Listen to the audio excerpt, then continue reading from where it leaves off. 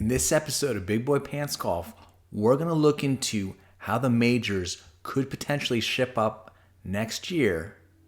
We're also going to look into how to get into the majors because I think a lot of you, including myself, didn't know before.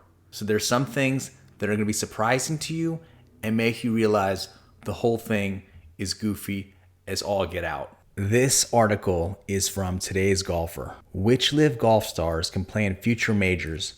By Rob Jerem. LIV Golf's players are banned from the PGA Tour, but they can still play in the majors if they meet the qualifying criteria. While LIV's ongoing battle for OWGR status means many of their players face uncertainty over their places in the game's majors, the Rebel Tour will still be well represented at 2023's Grand Slam events thanks to exemptions. The article points out, unless already exempt, a place among the world's top 50 or 60 depending on the event, players is the best way to guarantee a spot at the big four events, meaning star names such as Brandon Grace, Taylor Gooch, Lee Westwood, and Ian Poulter could all be missing from the majors in 2023. Unless otherwise exempt, being in the top 50 or 60 in the official World Golf Rankings, as just said, is supposedly the best way to get in all four majors. But let's look into the qualifications to get into the Masters, US, British, and PGA Championships and see how many players actually get in only via the OWGR system as it's currently set up. I'd like to take this time to give a special shout out to Michael, who prefers to be referred to as Michael, friend of the channel, because he did the spreadsheet research data analysis that I asked him to do. I thought it would take days. He got back to me in a matter of hours. Here is the qualification criteria to get a Masters invite. Now you have the standard win a major, you either get lifetime exemption with the Masters or 5 years with another major, 3 years with the Players Championship. LIV's best case to get their players into the Masters is the Olympic qualification, because the winner of the Olympics gets a Masters invite. With the Olympic qualification, you get a shot at going to the Masters if you win the Olympics out of the weakest 60-person field you will ever imagine. Because, again, they're choosing it based on country, and you have to be the best in your country, and a lot of countries aren't known for their golf, which is why in the last Olympics, Rory Sabatini was able to draft off his wife's Slovakian citizenship, and I believe he finished with a silver medal behind Xander last time. So the fact that the Masters Committee has this Olympic way to get into the Masters shows that they're not so concerned about the depth of the field of a 60-man tournament. LIV Golf has very strong fields, even though they only field 48 people, but they have some huge names.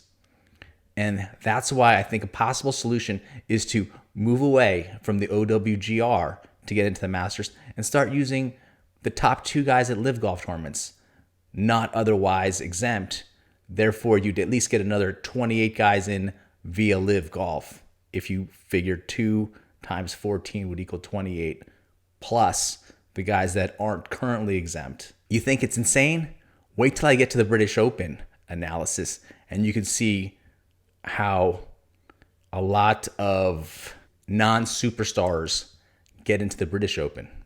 The Masters even has an entrance spot for the Latin America Amateur Championship, which was won by Aaron Jarvis, who was 1,669th ranked in the amateur world. As per Michael, my data analyst was able to put together, here are the players that needed the OWGR to get into the Masters. Again, for 2022, if you were in the top 50 as of 12/31/2021 or in the top 50 the week before the Masters, you could get into the Masters, and that would be your sole criteria to get in. If you lose the OWGR system to get into the Masters, only 15 players would have been affected. And if you change the criteria to accept other players, then some of these players would have probably gotten in under the new criteria. Point being, 15 players getting into the Masters based on this strange OWGR system, which I believe now is invalidated because it hasn't been keeping up with all the LIV Golf players and all the LIV Golf tournaments. Just scrap it. 15 guys, not that big a deal. Those 15 can easily be replaced by taking, for example, the top 1 or 2 from each LIV Golf tournament. And remember, the LIV Golf Tour has better fields than the fields at the Olympics each year. That's indisputable. If the Olympics guys are getting a spot in the Masters, well then, how do you say the LIV Golf Tour doesn't get a guy or 2 from each of its tournaments into the Masters?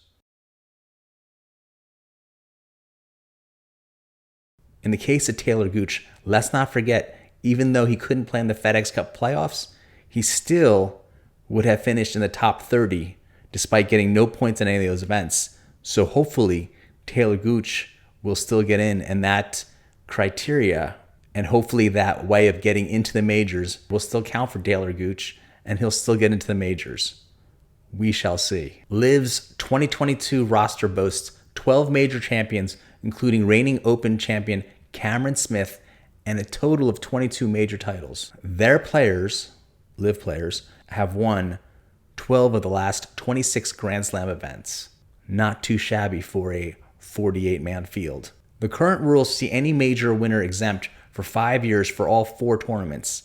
Additionally, Masters winners are exempt at Augusta for life, and PGA Championship winners can play every future event until they choose not to. Open champions are exempt until they're 60 years old, while US Open winners are guaranteed an invite for 10 years. The PGA Championship also invites any players who have featured in the most recent Ryder Cup and who are ranked inside the world's top 100. So if you are a captain selection and you get into the Ryder Cup that way, and you're also within the top 100 of the official World Golf Rankings, you'll get into the PGA Championship. So in this case, you're hoping that you're a captain's pick and that you are still within from number 51 to 100 on the official World Golf Ranking list, and then you can get into the PGA Championship. This could prove useful for Poulter, Westwood, Sergio Garcia, Paul Casey, and Bernd Weisberger. Remember, as per the official World Golf Rankings website, the first iteration of the OWGR was the Sony Rankings, and that was launched in 1986.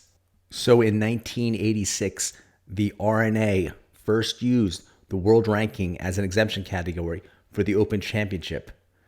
Now, after 37 years, the OWGR is used as a measure of eligibility for the major championships. That is factually incorrect. The PGA Championship does not use the OWGR as a way to get into the PGA Championship.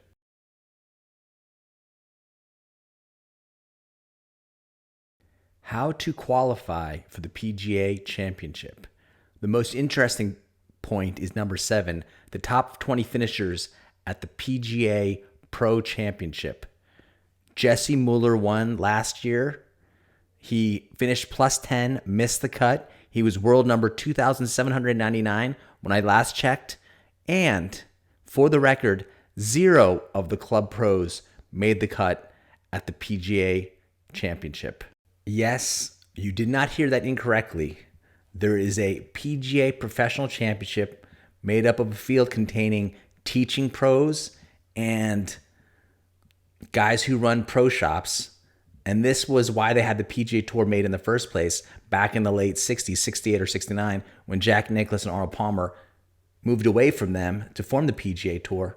Yet 20 of these guys, these club teaching pros, guys running the pro shop, etc., get into the PGA Championship.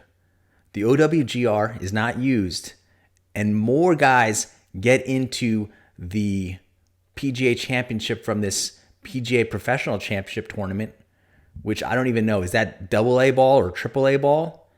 They get 20 of those guys into the PGA Championship. It's mind-boggling. Again, none of the guys made the cut. It's just watering down the field. This is like the Italian Open where you got a few guys at the top that are good, and then you just put in 30 guys outside the top 1,000 in the world. I'm expecting Luigi and Mario to be in next year's Italian Open. So don't tell me that LIV golfers shouldn't be in the majors or aren't as good as these guys when you got 20 club pros in your field. No knock on these guys. They do an excellent job fitting people, making sure you have the right shaft in your club, etc. I just don't think they have a chance of beating the touring pro who's playing day in and day out.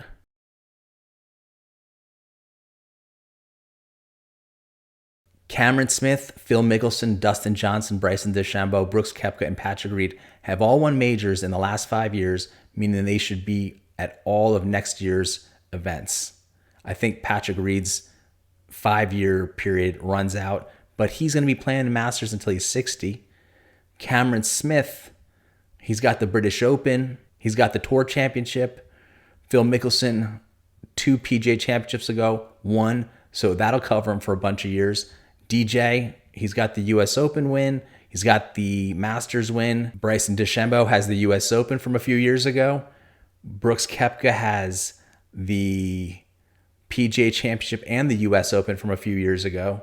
I believe it was 2018. So you can see that from Greg Norman's recruiting, he's got a lot of the Masters champs. So you have Bubba Watson, Sergio Garcia, and Charles Schwartzel, along with Mickelson, Johnson, and Reed, have lifetime invites to the Masters as former champions, which goes until they're 60 years old. You also have Martin Keimer, Mickelson, and Koepka can play all the PGA Championships for life thanks to their wins. Fantastic. Smith, Mickelson, Stenson, and Louis Oosthuizen can play in the Open Championship until they're 60, while DeChambeau, Koepka, Johnson, and Keimer will be invited to the US Open. Will LIV players be banned from the majors? We know that Davis Love III was pushing for this, and that if the LIV golfers were invited to the majors and still were able to play as per the fact that they qualified, then Davis Love III wanted to have the PGA Tour players boycott the majors. Sad. So in terms of will LIV players be banned from the majors, it seems highly unlikely. If you're a major tournament, you want the best players in the world. We all know that many of the best players in the world are on the LIV Golf Tour.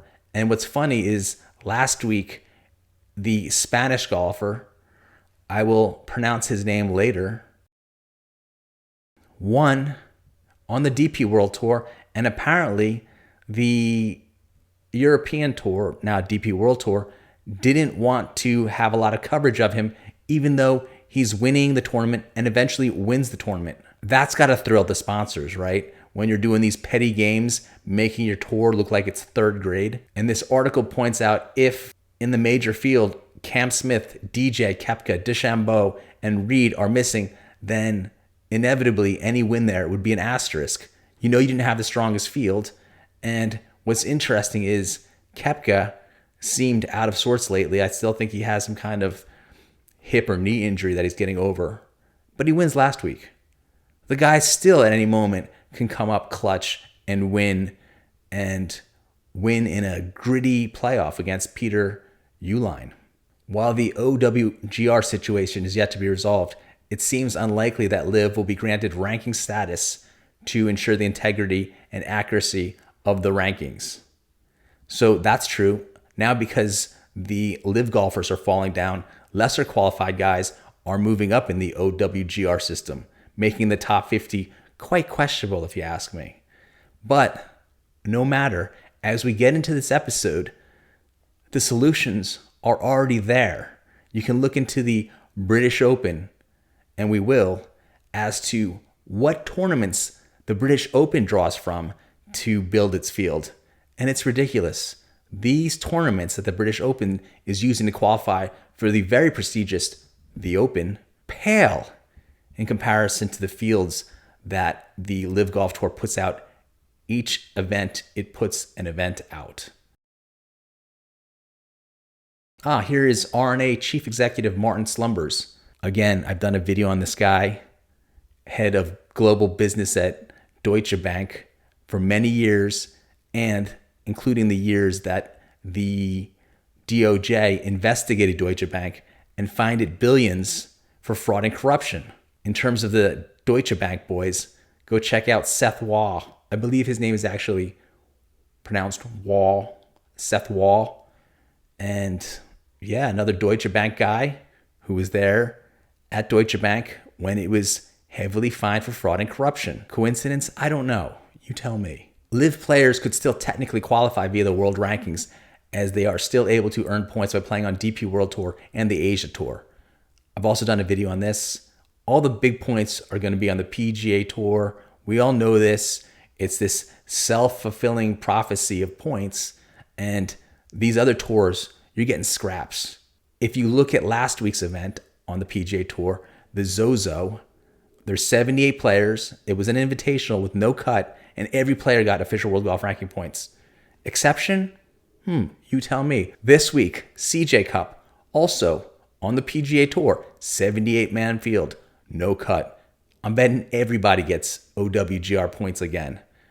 OWGR points and the whole system, to me, is already skewed, not valid, and let's ignore it. How do you get into the British Open? Well, you can place well at one of these tournaments listed below. You can see for the Joburg Open, these guys won. The field rating was only 37 points. Tristan Lawrence, number 92 in the world. Xander Lombard, number 319 in the world. Ashley Chester's, number 559th in the world. SMBC Singapore Open, another way you can get in. These are your guys who get in. The strength of field is only 26 points. You get the number 100 guy in the world, 103 in the world, 15 in the world, and 164 in the world. RBC Canadian Open, the strength of field much higher, 256 points. You only get two guys in, Keith Mitchell and Wyndham Clark. Gateway to the Mizuno Open, 23 points for the strength of field. That's less than 1/10 the points of the RBC Canadian. On the subject of the RBC Canadian, Rory McIlroy and Tony Finau both won more points than the entire points available at the Mizuno Open. These are the guys that got in to the British Open through the Mizuno Open, and look at their world rankings: 109, 225, 179, 474. This isn't the cream of the crop. You got the Dutch Open, same thing, a very weak field rating, 63 points. You get Victor Perez, Ryan Fox, Adrian Moronkin. Here is my whole point with all of this. They changed the official World Golf Ranking in August because they thought that there weren't enough PGA Tour players in the top 50 or 60 of the official World Golf Rankings, and that would allow them to potentially get in more majors. But at the same time, you can see here, the British Open has tournaments with very low strength of field by official World Golf Ranking standards and draws its field largely, at least 46 or so of the players, from these low strength of field tournaments. So why are you so focused on keeping weaker players out of the top 50 or 60, but then going to the weak tournaments anyway and getting your players from there to fill out your field? Makes zero sense. Here is the list of the players that were in the top 50 of the OWGR that made it into the British Open. Most notably, of course, would be Cameron Young, who finished second place. There are mixed feelings among current players over LIV's ranking status and their places in the major fields, but golf legend Gary Player has warned the Rebels that you can't have your cake and eat it. I've never understood that saying. I don't understand, what are you supposed to do with the cake other than eat it? It should be, here's your cake, enjoy, here's a small fork, take small bites, don't overeat it, high calorie. Gary Player says, look, I don't blame players for going on the LIV Tour. Let them go. If they want to go, they're going, he told BBC Radio 5 Live. But the PGA Tour is still the tour of the world, which is insane because Gary Player was potentially the most international player who played on all different tours. The PGA Tour, what, you have one tournament in Japan and then all of a sudden you're the tour of the world? No. You use all the other tours of the world as your feeder tour and then suck the marrow out of each of these tours so that you can feast on it on the PGA Tour and your sponsors can rejoice in the fact that you are, quote unquote, growing the game, which you're not. This is where you can realize and fulfill your dreams and be a champion. Go tell that to Genio Lopez. I was informed that, like Seve Ballesteros, you don't say the last name. So it's interesting that everyone's like saying Eugenio Chacarra and the Lopez is optional. But that's like saying Seve and then his other last name when everyone always knew him as Seve Ballesteros. Can I get some props from the Spanish people out there, the Spanish community? Because I don't think they're getting out there enough about Eugenio's last name and whether you should refer to him as Eugenio Lopez or Eugenio Lopez Chacarra or Eugenio Chacarra. But when they go, they've declared war on the PGA Tour. They must not expect to play Ryder Cup and President's Cup, play in the majors, and all those things. You can't have your cake and eat it. That's the bed you've chosen. That's the bed you've got to lie in. Gary Player, ambassador of Golf Saudi, just saying some strange stuff that's all over the place. In the past, it was all about playing on all these different tours and all these different countries so that you could bring the game to the front step of all these other countries out there and their children so that they could have their cake in their country and eat it by watching the best players in the world. But now you want to make it this insular PGA Tour thing, and that if you play anywhere else, unless, well, I mean, you can play anywhere else as long as it's not the LIV Golf Tour. And now you're not supposed to play in the majors? So now this article goes through all these guys who will be exempt for a bunch of years. You got Cameron Smith. He's good till 2027 in all the majors and until he turns 60 in August of 2053 for the British Open. Mickelson is doing fabulous. He has lifetime exemptions at the Masters and the PGA, while his 2016 win at the Open lets him get in until he turns 60 in June of 2030. A lot of us who think Phil Mickelson also realize he had a lot of missed opportunities at the US Open. He's still, as you know from his 2021 PGA Championship win, exempt in the US Open through 2026. Let's see which players got into the past US Open through the OWGR qualification. And here are the players that got in under the OWGR requirement. There's about 27 or 28 players. First of all, you could just have more guys get in through the tournaments. For example, take the number 3 and 4 guys as well in certain very prestigious tournaments, and then get rid of this OWGR qualification. But the fact that 27 or 28 guys get in through the OWGR and 20 club pros get into PGA Championship through the Club Pro Championship just shows me how insane the PGA Tour qualification is, that so many guys get in through a tournament for club pros.